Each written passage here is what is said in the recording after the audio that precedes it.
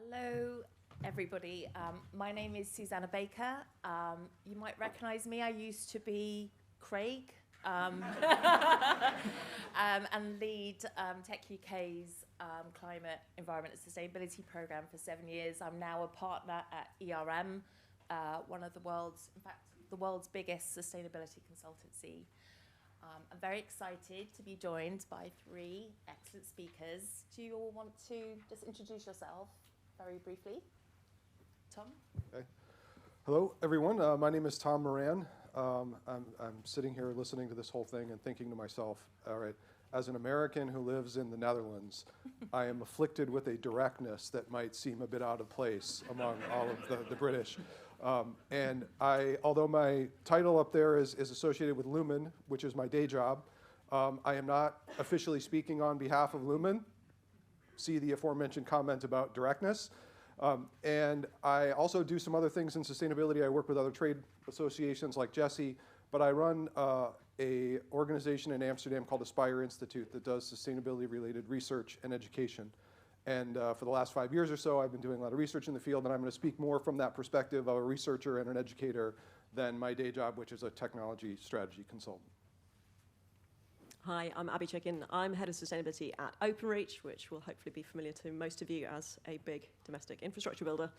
Yeah, we're going to be talking about, we've got a team of 38,000 people, and we are kind of central to the telco sector in terms of emissions. We underpin a lot of businesses. I can't really do a disclaimer. I'd like to, given government shenanigans, but yeah, I think I'll probably try and stay on message, and if I shout about government shenanigans, then please don't tell on me. Good morning, I'm Tim Martin. I have the anonymity of working for a company you've never heard of, which is Kyndryl.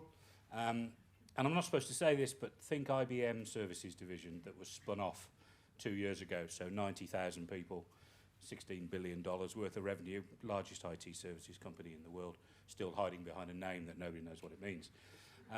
My background is working in Kyndryl and IBM for over 20 years.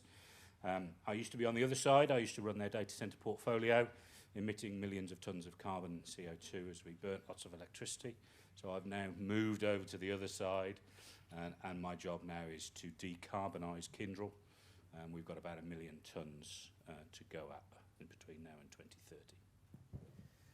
Maybe I can just leverage off of that incredible statement, Tim, about the challenge you have in front of you.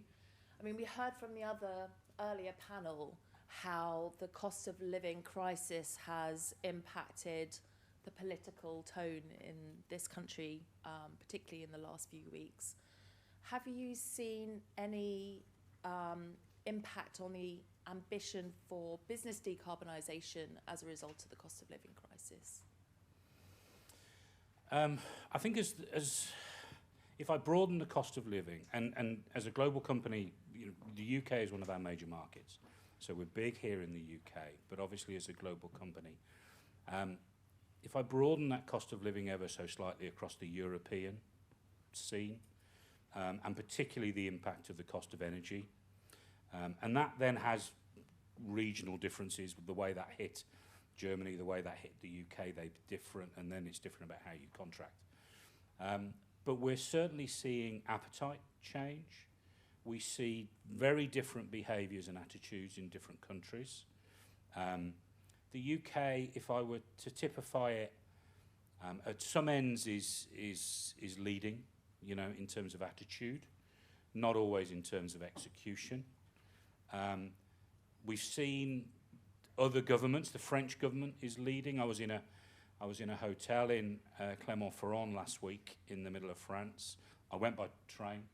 Where's the train? Train and motorbike, because it was less than anything, less than flying. But there was somebody in the lobby complaining that it was too hot, and they were saying, well, I can't turn the aircon on until it gets to 28. Because the law in France says you can't do that. So we're seeing some governments intervene, and that affects us in industry, and that affects us in the way we run our companies in those countries. We're seeing very different attitudes across the pond. That can be challenging. It's still a political football. It's not fully accepted climate change, so that flows down into both government policy sometimes and also actions on the ground. So it's really a global question, and it's a mixed bag. Do any of the other panelists have a sense of whether this is impacting business strategy, or have the goals been set and it's kind of full steam ahead? I mean, we saw a huge number of tech companies sign up to the Race to Zero ahead of COP26. Conversely, we've seen a lot of companies, well, not a lot, but a few companies now having set science-based targets, kind of stepping back a little bit when they've realized this is a lot more difficult than we actually realized. Tom, I don't know whether you could perhaps comment on what you're seeing in the market. Yeah, it's kind of a loaded question. So I have the opinion that in many ways, net zero targets are a dangerous distraction. And I think the reason for that speaks to both the presentation that was given earlier today by Martina and kind of what you're getting at with the cost of energy, right? Which is that with energy, we have not just an issue with its environmental impact, but a trilemma, with the price and the security of supply being the other two major issues. And the security of supply is by far the most critical near-term issue. You could certainly argue that the threshold of 1.5 𝗖 and environmental impact is the biggest long-term issue. But right now, what we face, and we've seen this with the Ukraine war, is that when the security of supply is compromised, the other two are also compromised very severely. The price goes way up, which was a motivation for a lot of businesses to start to take energy consumption more seriously. It was financial rather than environmental. But I think the challenge that we face now is that we have this fixation on kind of the carbon footprint as the measure of an organizational commitment to doing the right thing, if you will.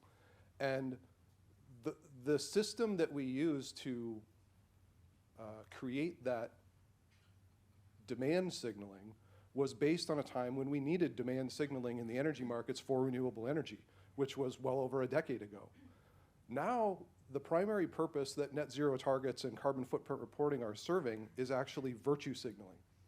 And that's a problem, because with the shortage of energy supply and the thresholds that we face, you can imagine a scenario where that virtue signaling is going to be used as a way to jump to the front of the queue as the allocations of energy become more severe, right? And so in all the major data center markets, Frankfurt, London, Amsterdam, Paris, Dublin, Ashburn, Virginia, Nevada, Arizona, you name it, we are out of energy. All the projections of 20% growth based on AI and all this other stuff are fantasies, because there is no energy. They're already throttling back in all those markets. So that energy threshold and what it represents is a much more severe issue, I think, for our industry and for our economy and for our society. And until we accept the fact that as long as the fossil fuel industry controls the bulk of energy industry supply, they dictate the price effectively, and they dictate to some extent the security.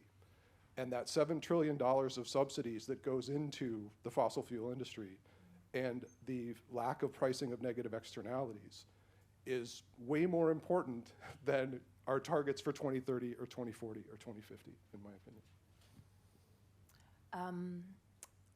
I think I mean, that's a really excellent analysis of the situation, and we've already seen how this is being played out in decisions that planners and regulators are starting to build into their decision making on the ground. And you make, I think, a good point around the virtual signalling. I mean, it kind of feeds into this big debate at the moment around greenwashing, right? And you know, I'm quite curious to how this sits with the tech sector, because the tech sector has always had moonshot targets, big ideas, no idea of how they're going to reach those big ideas, but an ambition, a destination. How does that square now with the scrutiny of green claims that we're seeing coming through the market? Abby, I don't know whether you can share some thoughts on that. Yeah, absolutely. I mean, I think with the green claims legislation, 10% of profits being the kind of fine is in line with GDPR, and I don't think that's really penetrated. If you think about all the training that we're all doing about GDPR, we're not there on this topic. But there is definitely a fear of kind of putting your head above the parapet. And what happens, you know, our fleet is the biggest contributor to emissions. So, you know, we say, yeah, we're converting our fleet to largely electric, zero emissions by 2030. At the moment, 6.5% of miles. You know, if we talk in numbers of vans, that sounds quite good. We've got about 2,000 vans on the road, but it's only 6.5% of miles so far. So once you start to kind of lift the lid a little bit, it gets a bit crunchy. We say, oh, we're powered by renewables. Great, it's just scope 2 sort of tick. But actually, the cleanest energy is the energy that's not used, so actually we should be reducing our consumption, and we're doing a lot of work in that, but then how do you talk about that in the space of net zero? Because everyone's like, well, it's renewable. I mean, it's renewable, and 14% of that is PPA, and some of that is DRAX, and let's not have the debate about how sustainable DRAX is, but they are on paper renewable, so we can say we are renewable. We buy regos to cover our electricity that's for vans that are charged in public spaces. So, you know, it could sound good. If you go onto the Openreach website, we say very little. And that's not really due to a fear of greenwashing, it's just actually who's going and looking at the Openreach website, really. If you all want to, we will do a bit of an update. I mean, tell me that you've been there recently. But I think to go back to that kind of cost of living point, this is a really crunchy discussion for businesses at the moment, because when we initially committed to converting the fleet, we budgeted to convert the fleet, and it was in high double-digit millions, and now it's more than double that. That's the projection. The expectation is that as electricity prices come back down, it will sort of stay on some sort of target. But actually, that is a fight or flight survival business metric. So it is reasonable. You know, we are absolutely committed to net zero by 2031, but how we get there is a bit of a, you know, it's going to be scary. And I think sometimes you've just got to go, okay, this is scary, and we are still going to have to go and figure that out. And hopefully, collectively, we'll be able to do something on that. I wish everyone had the authenticity to do that. Because that, to me, it gets to the crux of net zero plans, right? I mean, I've been working in tech for 20 plus years. I've seen a lot of predictions, right? And there's, I think, at least two things that are common to all of them, right? One is they're all wrong. It's only a question of by how much. And the other is they're all more a reflection of the self-interest of the person or organization making the prediction than they are of the reality of the situation, right? So we as organizations have an interest in coming up with a prediction or a plan. You know, calling net zero even a plan to me is, the word plan implies you have something more than, you know, which is really tough because there's all these unknowns, right? I sometimes refer to them as net zero fantasies because that's kind of maybe a little bit more accurate, but at the best, they're simply predictions, right? And those predictions, I think, are problematic for a lot of different reasons, not the least of which we just don't have sufficient information to make them in any sort of accurate way. And so the ONA, whether it's a government or an organization or whatever, talking about net zero and talking about what's going to happen in 2030 or 2040 or 2050, to me is always going to put people like yourself under a tremendous amount of pressure that isn't really the best use of your time and energy and resource, right? You could be, the near-term things you're doing to decarbonize the fleet, to do all those other things are way more valuable than that long-term strategic planning, even though it's important, right? So thanks for that. I mean, Tim, Kyndryl could be described as the world's largest SME. Yeah. How have you approached decarbonisation? What have you benefited from coming in fresh? So we have benefited from effectively starting from scratch. And I come from an organisation that was over 100 years old. IBM was 100 years old. Fantastic organisation, had its own way of doing things. We spun. Not only do we want to do things differently, and we have to do things differently, but also the context around us is changing. So it was at a time where that made sense. If we'd gone back 5 or 6 years, net zero wasn't really a conversation somebody like IBM was going to engage in now. So we benefited from that. And whilst I absolutely agree that net zero can be a fantasy, to use your phrase, I think you're right. But if we're talking about has it got value for companies? It's got that very simple value for me. As a company, we sat down and said, what do we think it looks like? And we go, well, obviously it's the data centres, and there's lots of data centre people in this room. It's the data centres. Well, the data centres are 25% of Kyndryl's carbon footprint. Yeah, because it's all in the scope 3. That's where it is. So we did an exercise to measure. We did an exercise to try and understand where we needed to focus. Data centres will focus on, both for financial reasons, because it'll be cheaper if we consume less. That's not new. Been doing that for 20 years. But also we've got to look at the rest of it. So whilst I don't disagree with the fantasy description, I think you're right, and I think net zero is going to change radically. SBTI have got to change that radically.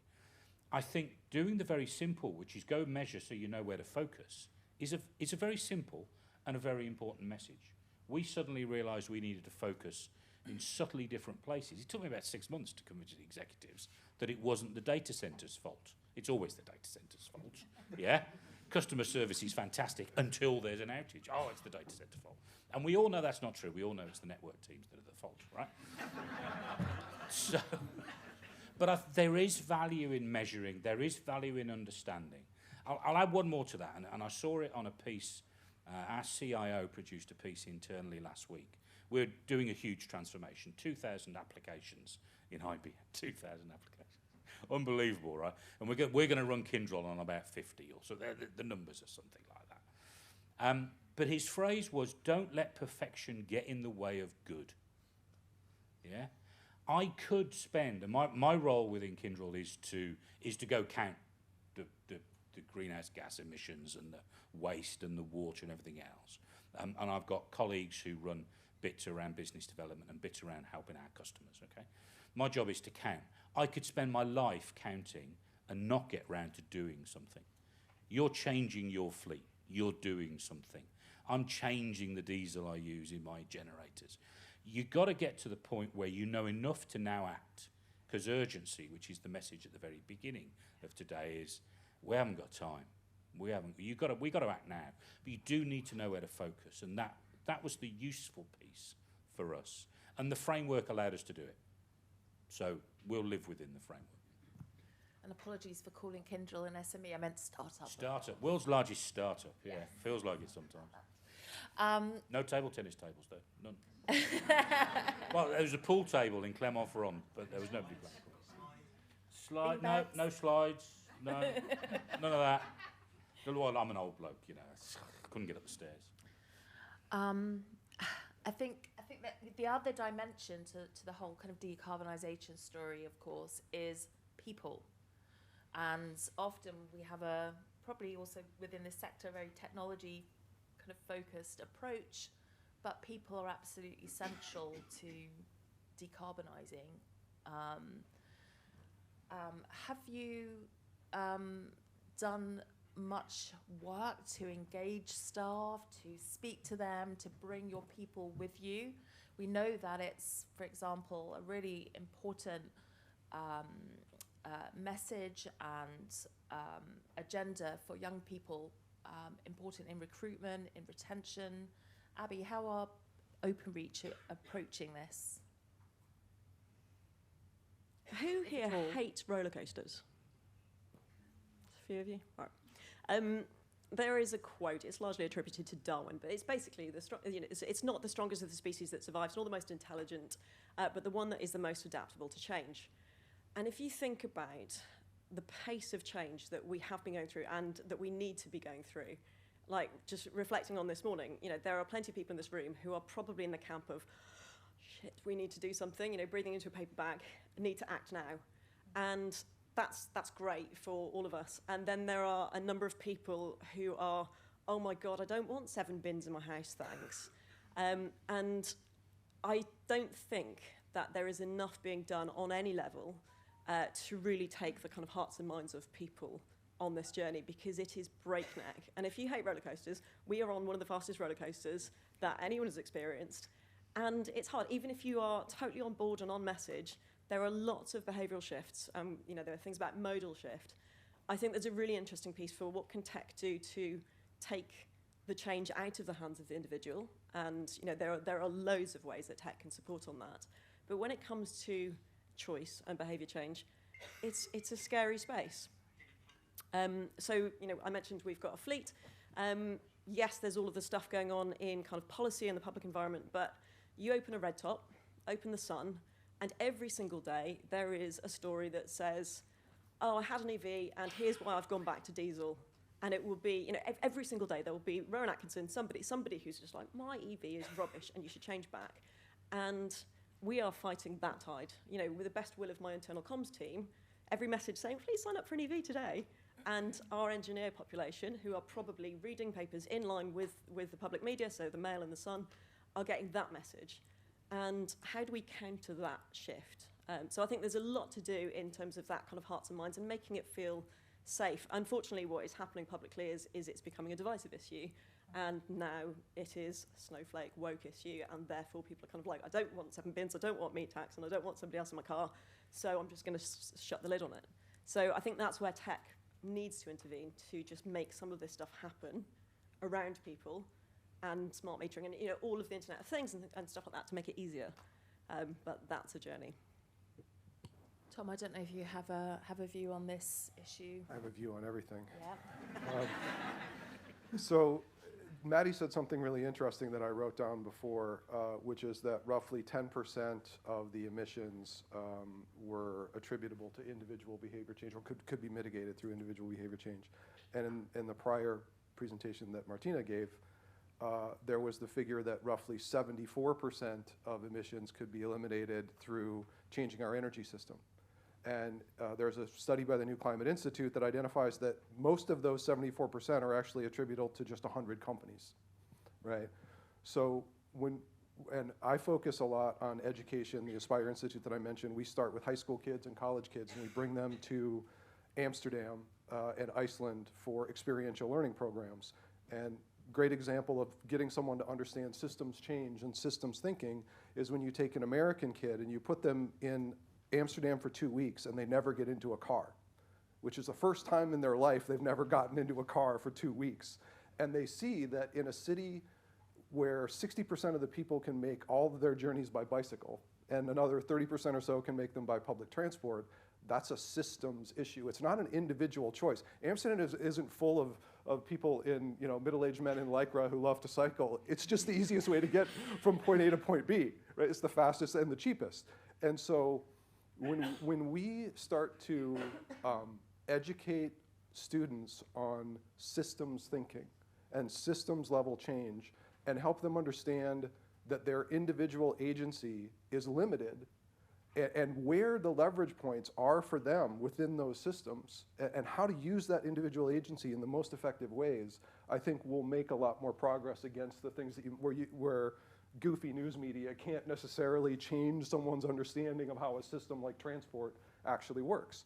So in my mind, the educational system needs to fundamentally shift in order for these other, the economics, and we see that already happening a little bit. People coming into organizations, I think the top 3 priorities for most new hires in most organizations are, what are you doing for sustainability? What's my role in it?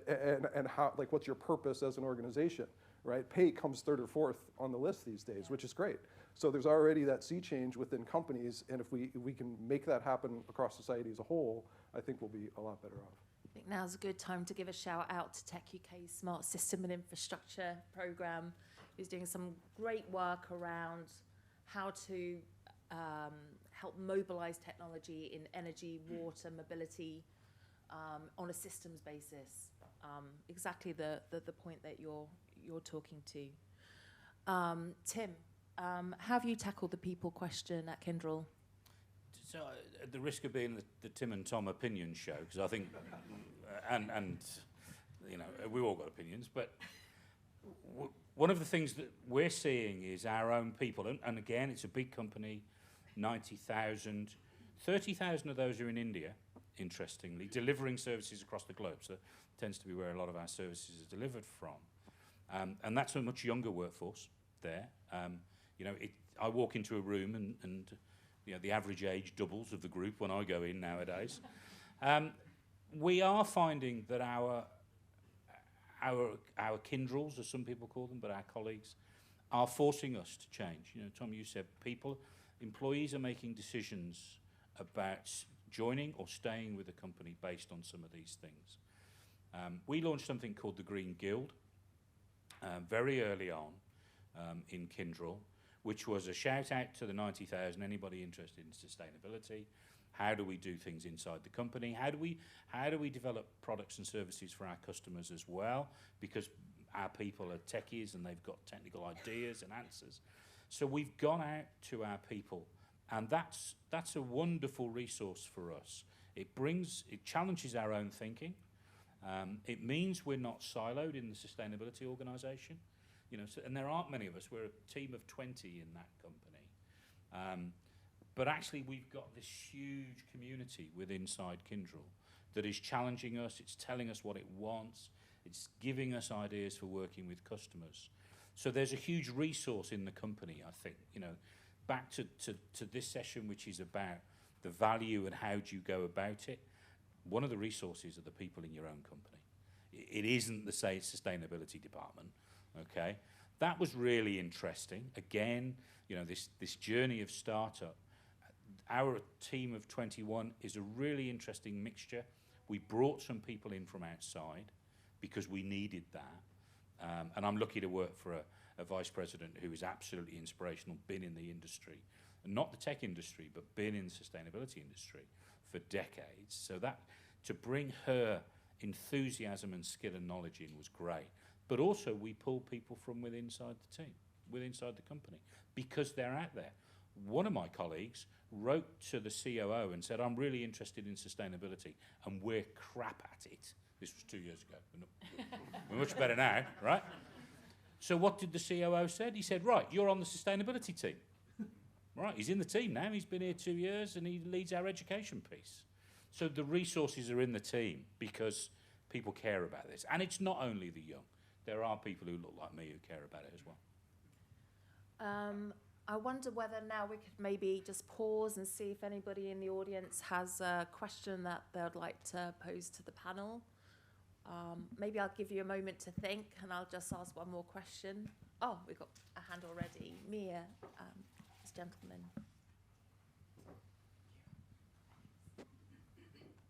Khalid from Climate Essentials again. In terms of systems change, I think you mentioned a lot about it. A lot of it applies to the developed countries. How do you go into developing countries, and how do you break into these markets? Great question. Yeah, I think a lot of the conversation around sustainability is focused on mitigation, and particularly mitigation in the West and in developed countries, right? And we're missing the crucial and immediate need for adaptation in the developing world, as well as mitigation in the developing world. But that's not even the big problem right now. It's adaptation, right? And a lot of the companies that we all work for, because we're focused on these ideas where we have to look good, the virtue signaling, all that kind of stuff, it lends itself towards a focus on mitigation, right? So that's kind of one of the core problems, right? Is we need to step back as a society and recognize that the failure to do adaptation well, particularly in the developing world, is going to create a huge cascade of effects, right? In terms of migration, in terms of economic problems, in terms of all sorts of other things. And there's so much potential for green growth, if you will, in parts of the developing world, that there are companies who see that long-term potential, right? And I think rightly so, tech companies are focused on that and bringing these capabilities into the developing world. But I would argue that their focus on enablement and mitigation is maybe a little bit misplaced, and that the primary priority should be the adaptation piece of it, first and foremost, because it's going to be more urgent. And then we can look at what's the opportunity to mitigate, to deliver greater energy. But I do think you make a great point. Yeah, it's a really good question. Does anybody else want to speak to that, or shall we ask Anthony to share his question? Abby? Only just that I would like to share an example of something. So Openreach is domestic, so this is not a personal one, but one of our customers, Vodafone, have made a very commercial decision. So you will have seen lots of companies who are championing refurb, the likes of back market and kind of refurb devices. Vodafone are really kind of pushing refurb so that they can supply sub-Saharan Africa largely with devices, because they've already built infrastructural spine there and nobody's taking it up. So suddenly it becomes a commercial decision. But once they've done that, they've also worked in like loads of apps. There's the app development to help with climate adaptation and mitigation, I think is absolutely phenomenal. Worth having a read of kind of what Vodafone are doing in that space. And I think, again, it just talks to the things that tech can do, which is so powerful. We have a question first at the back. Sorry, Anthony, we'll come to you next. Hi, good afternoon. It occurs to me the tech industry is populated by neophiles. The energy industry used to be populated by neophobes. So somewhere between the data center backup generator and an application, what is happening now, an idea or a technology that is actually making those small steps, that is actually contributing to the path to net zero? I've got an idea, so I'll jump. I'm sure you've got plenty of ideas on I've got this loads one of as well. ideas. Yeah, mostly bad. So I was at a conference in Oslo last week on ESG in the data center industry, and I think one of the most interesting things I saw was, and it's actually a UK company that's working on this, is behind the meter on-site and near-site power generation for the data center industry, right? So we talked earlier about those thresholds of power or energy, and that the reality for data center growth is that it's going to be a bring your own power equation and a bring your own energy equation in the very near future, and in many ways it already is. And so those kinds of on-site and near-site generation pieces of it are really important, but there's maybe another one that's just now emerging. And I've been a champion of this for a while, but there's an organization called the Uptime Institute, and if any of you pay attention to data centers, they're the people who say it's tier 1, tier 2, tier 3 in terms of its resilience and its capabilities. And they have now given strategy guidance around sustainability that says the most important sustainability issue is energy proportionality, although they don't call it that. Energy proportionality is the rate at which energy is consumed relative to the rate at which useful work is done, which is fundamentally different than all the measures of data centers that we use today, like PUE and all of those kinds of things. So there is work being done and shifts happening that look at that data center area in a much more systems thinking way. And I think, to me, that's the most important thing, to look at a data center and the entire technology stack that's within it, and not divide it between the people who manage the HVAC and air conditioning and the people who run the machines, which is the way it's divided now, right? That PUE metric I love it, because it's really, since the beginning of the Industrial Revolution, we've been doing heat reuse in manufacturing and other things like that. But somehow data centers didn't get the memo in heat reuse until like a few years ago. So to me, PUE stands for the pointless use of energy. Because you're taking one form of energy to use to eliminate another form of energy. And when the industry gets that message and turns it around and starts thinking about energy proportionality and heat as a source of energy and a resource, then we will have made real progress. And that kind of vision for the future of data centers is where a few of us are trying to push further and further out in front of the headlights with that. Tim, do you want to respond to Old that job, before I move from old tech? job, data centers, yeah. So, and I agree with Tom, and the guy leading that from Uptime Institute is Jay Dietrich, who's an ex-IBM colleague of mine. And we sparred for years, Jay and I, because how on earth do I measure the output of a computer? In terms of meaningful work, if we can do it, then yeah. I sit on the fence, to be honest, whether I think we can actually get there. I think some of the interesting things that have happened over the years in that use of energy is, I think we underestimate how much work is being delivered for the same amount of energy that's going in. Now, I don't want to defend the industry, because to some extent, these are moot points. We're producing emissions which are burning this planet. So I don't care whether we're more efficient about it. We're still using roughly the same amount of energy in our data centers, but we're undoubtedly doing 3, 4, 5 times the work we were doing 30 years ago. But so what? The emissions are still sticking out the end. And if we don't fix that problem, then these things are going to fail. So to me, it's a bit of a moot point.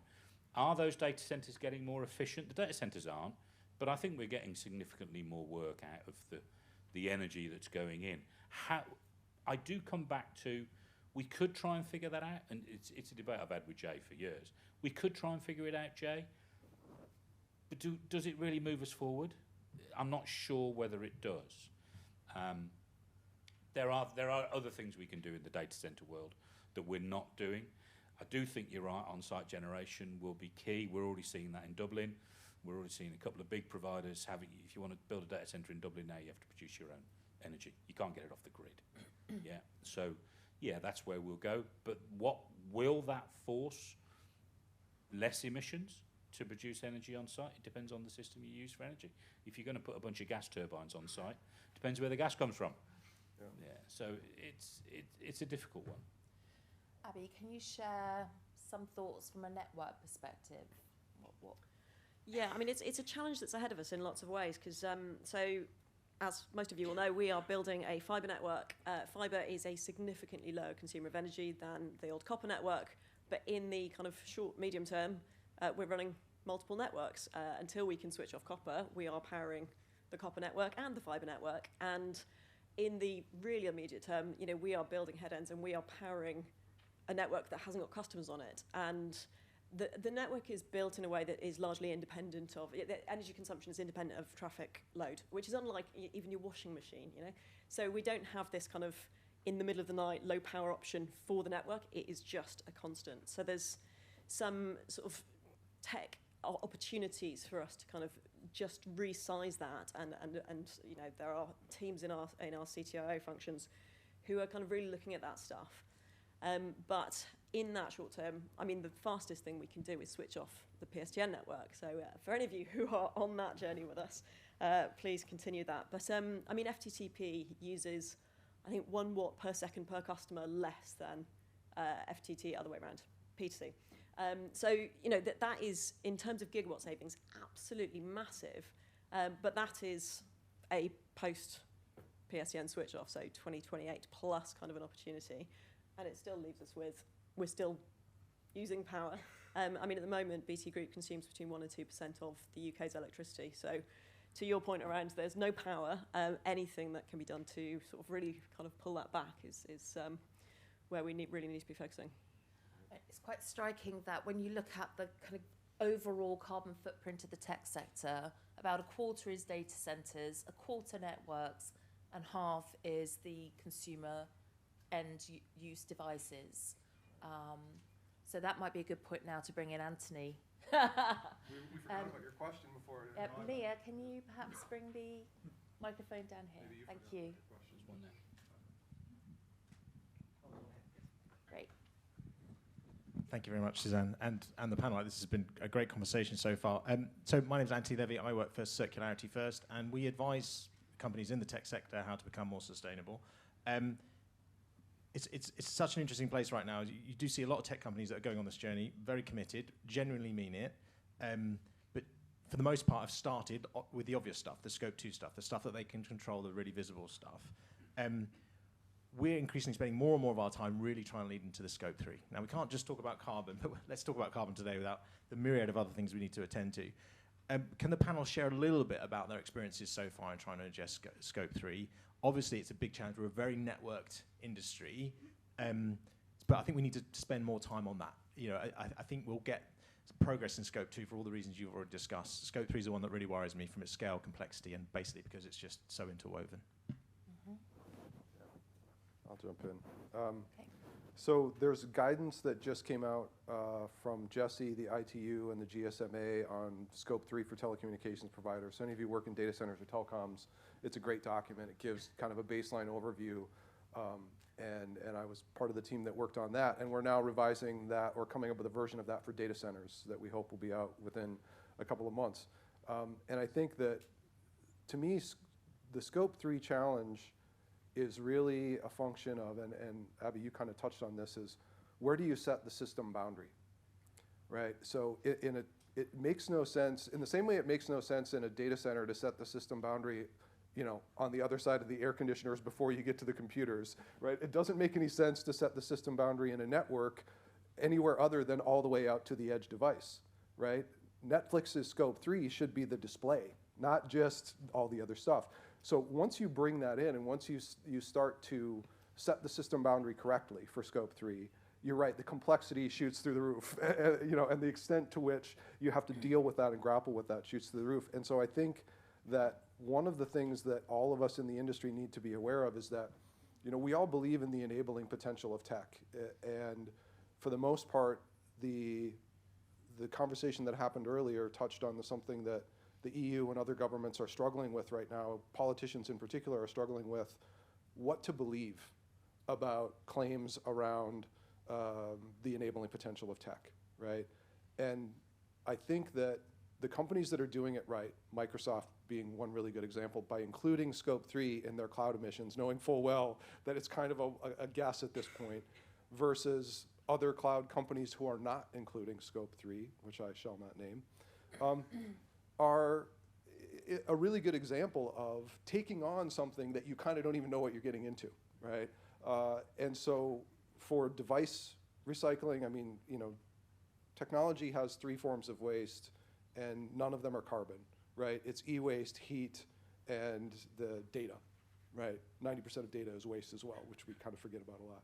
But if we get to the point where we really understand that whole equation around scope 3, and as a tech industry, we embrace the complexity of that, I think we can make a ton of progress. To your point about apps and technology people coming in the industry who are really smart about figuring these things kind of out, we're really close to that, but it involves people not shying away from it, not feeling like they have to say, oh, well, you know, we can't bring that in because it's going to make us look bad, which is the conversation you hear a lot, right? And it has to be, no, the authenticity and context that will come from bringing it in makes us look good, you know, and that's the shift in thinking that's, I think, super important. Yeah, ERM actually just worked with a bunch of private equity companies, 𝗖𝗍𝗺, the Institute Climate International, to help them develop scope 3 guidance for software companies.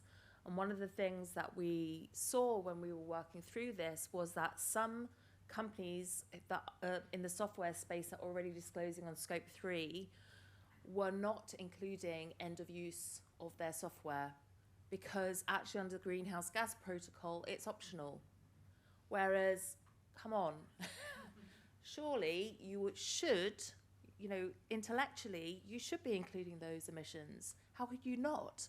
Because how you design that piece of software can influence the energy that's consumed by the end user.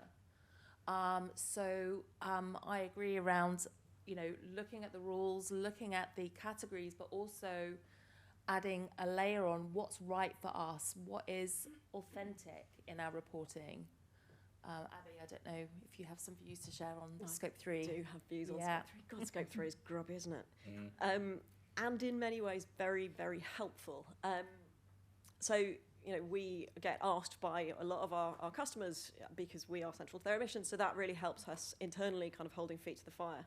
But I ran into my old boss. My background is in retail, so pre-telecoms, I worked in retail for a long time.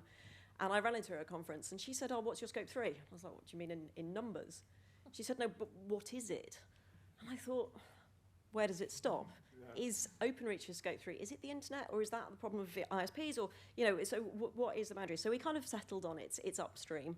But the fact that you can choose, and there are people who account certain things, and whenever you're doing life cycle assessments, you know, there are a whole number of assessments, of assumptions and proxies being used, and they're not all the same. No. Means that you're comparing apples with elephants. It's sort of not helpful in lots of ways. But it does mean that if you are having those supply chain conversations, whether you're being asked as a supplier, whether you're asking your supply chain, it starts to kind of generate a movement. So, you know, we have conversations with our biggest suppliers, so anyone who supplies into 𝗖𝗍𝗺 Group, who is worth more than 25 million, which is quite a high threshold, has to measure their carbon footprint at the start of the contract and show a reduction during the life of that contract. And that has definitely generated results that, you know, we can show case studies and we can kind of tangibly say this is reducing our scope 3.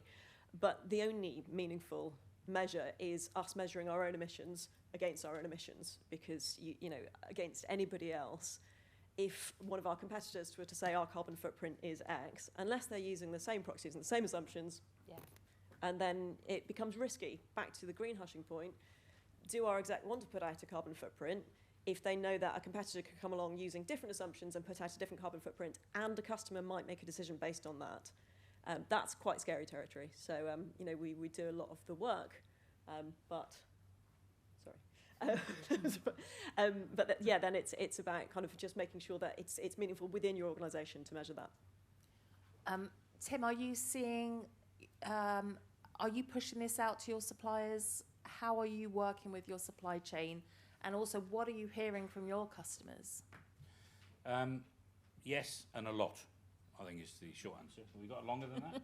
Yeah, okay. A little bit more, yeah.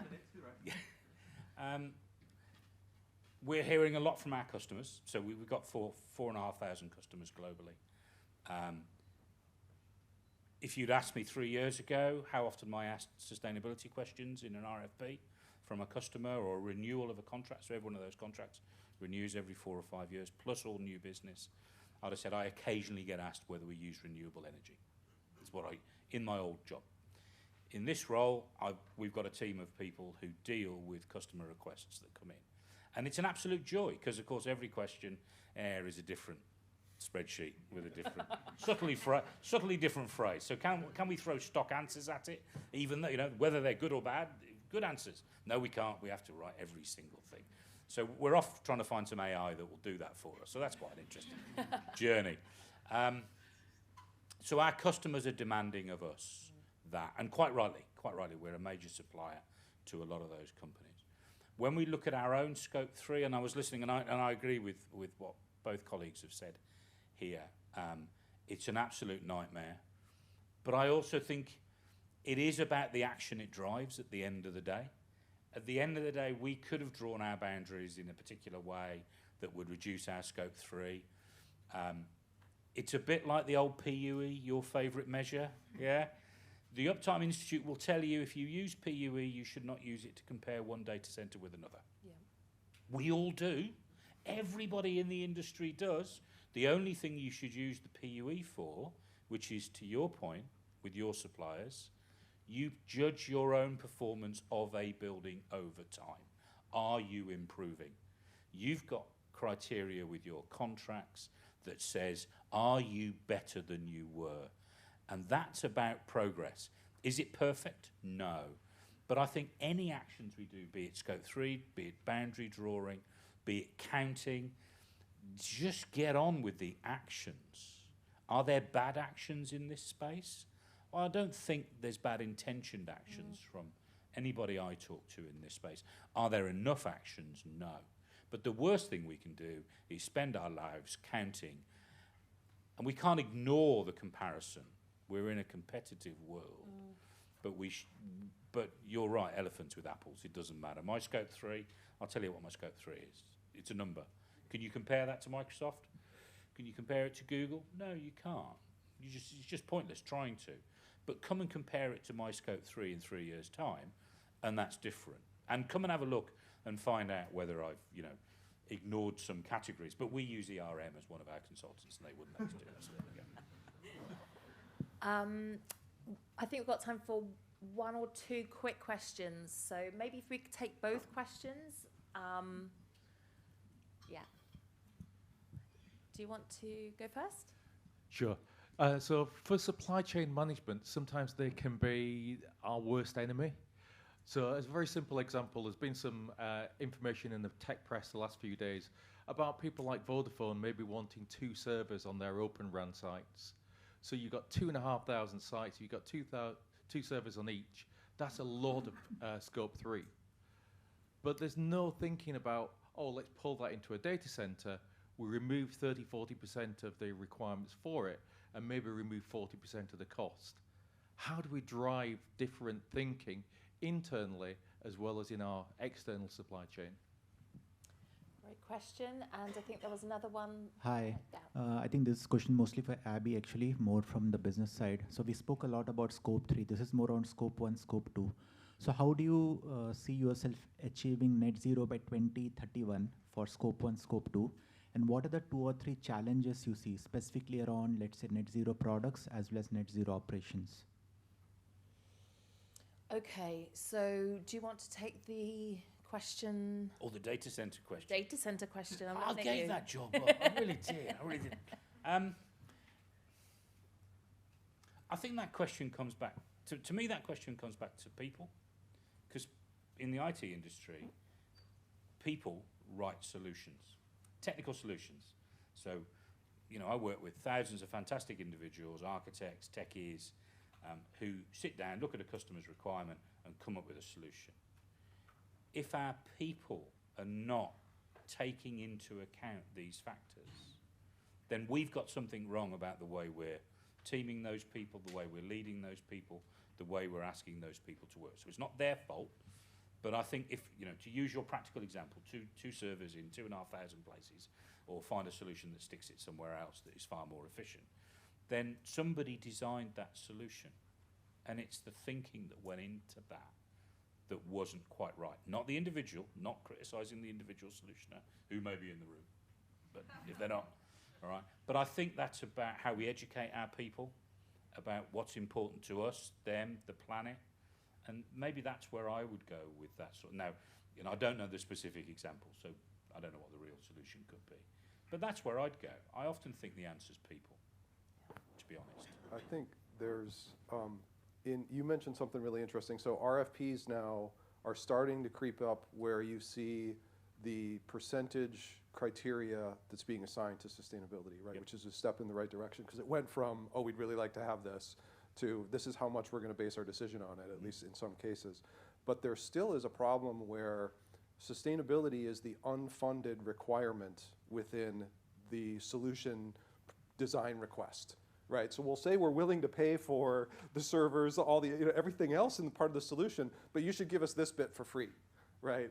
And that's fundamentally the problem, right? Is that organizations need to recognize if it is really a requirement, then it needs to be something that an architect and an engineer can take into account. It needs to be funded, and you need to be willing to pay for it, right? And that's where I think the shift is going to need to happen. I think too there's a myth that sustainability equals cost saving, which in loads of ways it does, and in some ways it really doesn't. But everyone's kind of like, probably does, but yeah. But in that, and you know, we talked earlier about climate mitigation, and actually, if you talk about the cost of climate change, you know, that's sizable. But shall I come on to? Yes, please. So 80% of our Scope 1 and 2 emissions are fleet. So our van fleet, you know, when I moved jobs, somebody said, "Open who?" And I said, "Well, every time you see a van, stick £1 in a jar, and at my leaving drinks, you can buy me many, many gin and tonics." So I guess in terms of the challenges, we've got two buckets. We've got the operational logistical. Can we get enough vans? Actually quite hard. Post-Russia, Ukraine, it's quite difficult to get your hands on EVs. Can we afford them? So we do quite a lot of lobbying with government, which so EV vans are subsidised. There is a subsidy pot that's quite hard to get your mitts on, really. So we try and kind of make them affordable. So it's basically affordability, viability, that infrastructure. Can we charge them? We are a home parking, home charging vehicle fleet. So it's not like a Royal Mail where you can just say, you know, your van does that route and it parks here and you will charge it overnight, and it's entirely predictable. Our vehicles are loaded heavily. They drive all over the place. They never drive the same route twice. They use fuel for more than just driving. So they use it for lights and air jets and all kinds of stuff. So we've got those kind of operational bits that we have to tackle. And then for our net zero target to really come true, we've got this second challenge, which is how do we make them culturally desirable? So this touches on what I was talking about in terms of the media and what's going on in government. There are lots of people who are sort of sitting on their hands. Some of them are, you know, I believe that EV is the future, but I've heard that tech's evolving really quickly, so I'm just going to wait a few years and get a really good one with better range, with, you know, all the, whatever extra kind of bolt-ons you might want. And then some people who are kind of like, well, not sure EVs are the future, I'm going to wait until you change your strategy and it becomes hydrogen. Or, you know, I really love my diesel van and I will cling on to it until I die. You know, so we've got all of those kind of bits in that space. So that comes really back to this kind of hearts and minds, because there is probably a point at some point in the distant future where we'll say, actually, if you're going to work for this company, you're going to get an EV, and that's just part of your contract.